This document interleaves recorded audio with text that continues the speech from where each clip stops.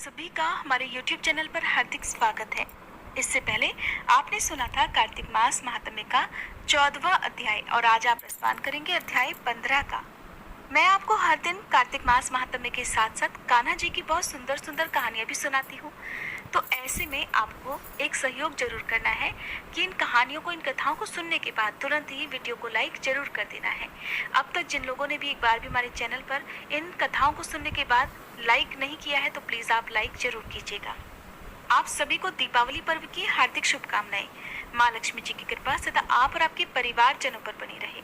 अब सुनिए आज का अध्याय। इससे पहले की वीडियो में आपने जिस प्रकार जाना था कि कैसे एक चूहिया ने जब वह मंदिर में दीपक में लगी हुई बाती को खाने के लिए, जिसमें घी लगा हुआ था, उस लालच से जब वह मंदिर में पहुंची तो जैसे ही उसने उस दीपक की बाती को मुंह में उठाया, वह बाती तो उसके मुंह में नहीं आई बल्कि वह बाती थोड़ा सा आगे बढ़ गई, क्योंकि बाती छोटी होने के कारण वह बाती बुझ रही थी। ऐसे में अनजाने में ही चूहिया से एक बहुत बड़ा पुण्य हो गया। आई तो वह उस बाती को खाने के लिए थी। ब्राइट स्किन के लिए कितने विटामिन सी प्रोडक्ट्स ट्राई किए बट नो स्किन ब्राइटनिंग। कोई भी विटामिन सी नहीं, हिमालय विटामिन सी ट्राई करो। इसमें है 5x विटामिन सी और नेचुरल प्लांट एक्सट्रैक्ट्स जो स्किन के ऊपर से नहीं अंदर से काम करे और आपको दे brighter looking skin from day 3। Try Himalaya brightening vitamin C serum now. खाने के लिए थी, लेकिन संयोगवश और दैव कृपा से उससे वह बाती बुझी नहीं बल्कि बाती आगे बढ़ गई और वह दीपक बुझता हुआ फिर से जलने लगा। लेकिन उस जलती हुई बाती से चूहिया का मुंह बुरी तरह जल गया, जिस कारण उसी मंदिर में उस चूहिया की मृत्यु हो गई। अगर आप इस बारे में विस्तार पूर्वक जानना चाहते हैं तो इससे पहले का अध्याय आप जरूर सुनिएगा। नैमिषारण्य तीर्थ में उपस्थित ऋषि मुनियों से श्री सूत जी महाराज ने कहा, अब मोक्ष के देने वाले सभी व्रतों में उत्तम एकादशी के व्रत का महात्म्य भी सुनो। एकादशी चाहे कृष्ण पक्ष की हो या शुक्ल पक्ष की, उस दिन अन्न नहीं खाना चाहिए। एकादशी के दिन खाया हुआ अन्न पाप भक्षण के समान है। व्रत करने वालों को दशमी और द्वादशी को भी एक समय ही भोजन करना चाहिए।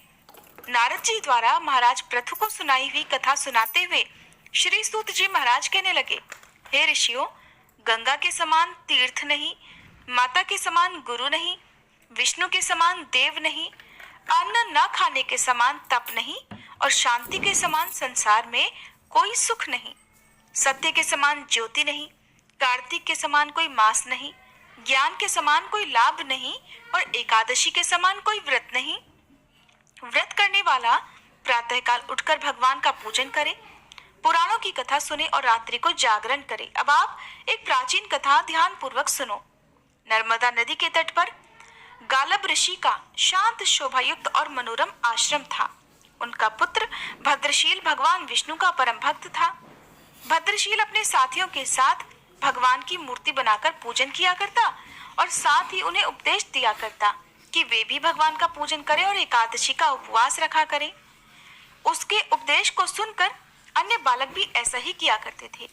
अपने पुत्र के चरित्र को देखकर गालब ऋषि ने एक समय उससे पूछा, हे भद्रशील, तुम हर समय भगवान विष्णु की पूजा अर्चना में लगे रहते हो, ये उपदेश तुमको किसने दिया है? ये बात सुनकर भद्रशील कहने लगा, पिताजी, मैं पूर्व जन्म का वृतांत सुनाता हूँ। पहले जन्म में मैं चंद्रवंश में धर्मकीर्ति नाम का राजा था। दत्तात्रेय जी से मैंने शिक्षा दीक्षा ग्रहण की थी। साथ ही 1000 वर्ष तक मैंने राज्य भी किया था।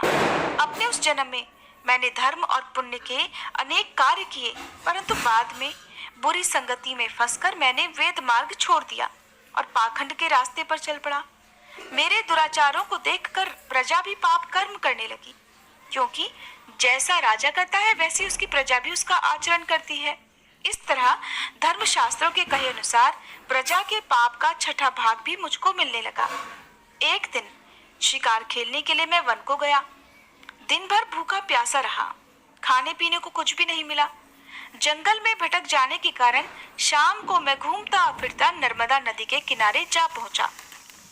उस दिन एकादशी का व्रत होने के कारण वहां पर एकत्रित अनेक वैष्णव भगवान का भजन कीर्तन कर रहे थे। भूख और प्यास से व्याकुल और थका हारा होने के कारण मैं रात भर वहीं पड़कर कीर्तन सुनता रहा। प्रातःकाल होते ही भूख और प्यास से मेरे प्राण निकल गए। उसी समय यमराज के दूत मेरे पास आए और मुझ पापी को मारते पीटते हुए यमराज के पास ले गए।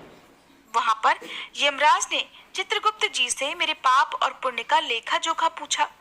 तब चित्रगुप्त जी ने कहा कि महाराज, यद्यपि यह महान पापी है, परंतु इसने एकादशी का व्रत किया था, रात्रि भर भगवान का कीर्तन भी सुना था। एकादशी को भोजन न करने के कारण इसके प्राण निकले हैं। इस कारण तो इसके समस्त पाप ही नष्ट हो गए हैं। चित्रगुप्त जी की ये बात सुनकर यमराज तत्काल अपने सिंहासन से उठकर खड़े हो गए और मुझे नमस्कार किया।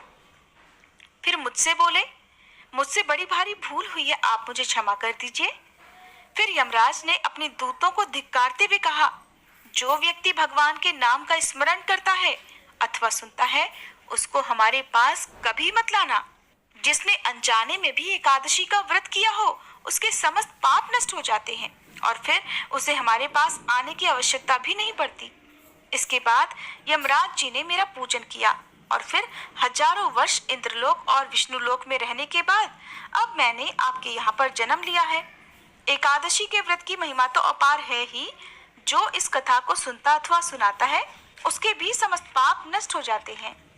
फिर एक दिन महाराज प्रथु ने देवर्षि नारद जी से पूछा, हे देवर्षि, समस्त गोपियों में राधा जी ही भगवान कृष्ण को इतनी प्रिय क्यों है और कार्तिक मास में भगवान कृष्ण के साथ उनकी ही पूजा क्यों होती है?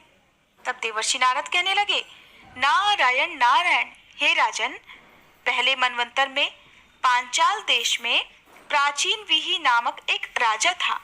उसने विष्णु भगवान का एक अत्यंत सुंदर और विशाल मंदिर बनवाया। उसमें नित्य प्रतिदिन विधि विधान से भगवान का पूजन हुआ करता था। उसी नगर की एक अति सुंदर स्त्री प्रेम में विह्वल होकर भगवान के सामने मोहक नृत्य किया करती थी। उसकी हर समय एकमात्र यही इच्छा रहती थी कि वह किसी तरह भगवान के गले में बाहें डालकर नृत्य करे। एक दिन उसने अपना समस्त धन गरीबों में बांट दिया और भगवान के सम्मुख नाचते हुए अपने प्राण भी त्याग दिए।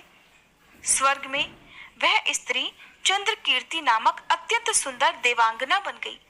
एक दिन वह दर्पण में अपना अद्भुत रूप लावण्य देखकर मन ही मन कहने लगी कि भगवान के अलावा अन्य कोई भी मेरा पति नहीं हो सकता।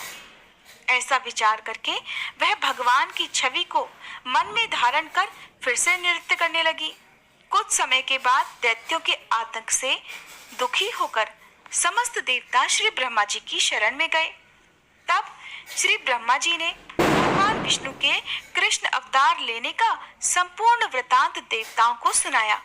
साथ ही उनको आज्ञा भी दी कि देवता ग्वाल बाल और देवांगनाएं गोपियों के रूप में जन्म लेकर भगवान की पूजा सेवा करें। देवांगना चंद्रकीर्ति ब्रह्मा जी से प्रार्थना करती हुई कहने लगी, हे पितामह, भगवान स्वयं मेरे साथ नाचे। मेरा पूर्व जन्म का यह मनोरथ पूर्ण करने की अब कृपा कीजिए।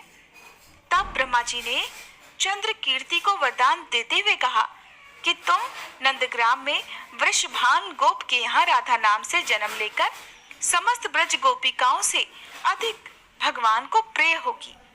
उस समय भगवान तुम्हें अपने प्राणों से भी अधिक प्रिय समझेंगे और रास उत्सव में तुम उनके साथ नृत्य करोगी। इस प्रकार तुम्हारा मनोरथ पूर्ण हो जाएगा। श्री ब्रह्मा जी के वरदान को पूर्ण करने के लिए श्री कृष्ण अवतार में भगवान ने राधा जी के साथ रास रचाया और उनके साथ नृत्य किया और उन्हें अपने प्राणों से भी अधिक प्रिय माना।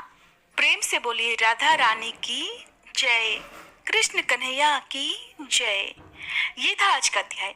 उम्मीद करती हूँ ये वीडियो आपको पसंद आई होगी। दीपावली के दिन आप हमारे चैनल पर दीपावली की कथा और पूजा विधि की वीडियो भी जरूर देखिएगा।